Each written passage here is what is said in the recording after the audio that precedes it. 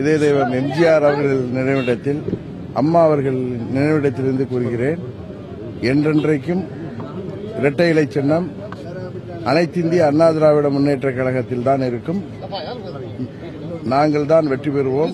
நாளை இரட்டை இலை சின்னத்திலே போட்டியிடுகின்ற வேட்பாளராக நான் வேட்புமனு தாக்கல் செய்வேன் என்பதை இந்த நேரத்திலே உங்களுக்கு மகிழ்ச்சியோடு தெரிவித்துக் கொள்கிறேன். இன்னைக்கு நடந்த அந்த விசாரணை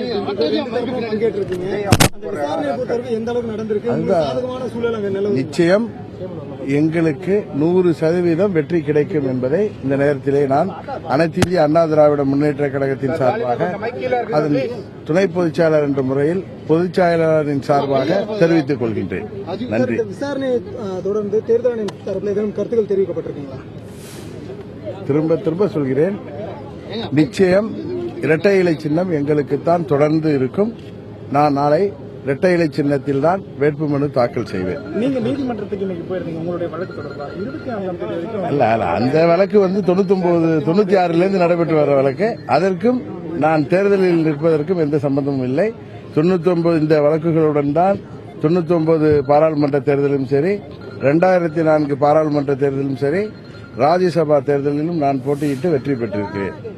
அதே நிலையில்தான் இன்றும் இருக்கிறது. தேர்தலில் போட்டியிட எந்த ஒரு பிரச்சனையும் இல்லை.